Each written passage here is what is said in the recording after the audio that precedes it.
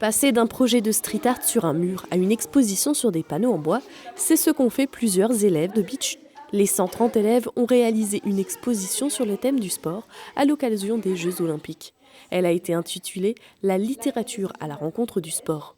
Alors, il y a une première phase de conception durant laquelle les élèves du primaire, donc il y a 3 classes du primaire qui ont participé, et les élèves du secondaire, donc le collège, les 3e prépa métiers, la seconde 2, eux ont récupéré les dessins et devaient y appliquer leur texte.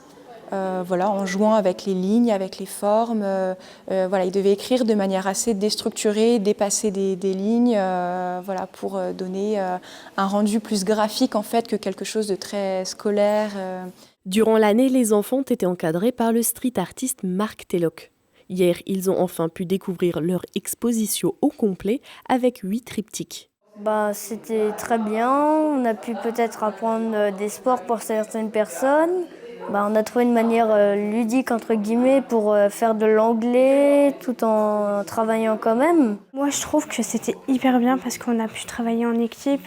Avec, surtout moi j'ai hésité de travailler avec une de mes amies parce que en gros elle son sport préféré c'est le basket. Du coup nous on a travaillé sur le basket. Les triptyques exposés dans une salle de la section professionnelle du lycée Tessier a même attiré des collégiens n'ayant pas participé au projet. Quand j'ai fait le tour, ça m'a beaucoup intéressée.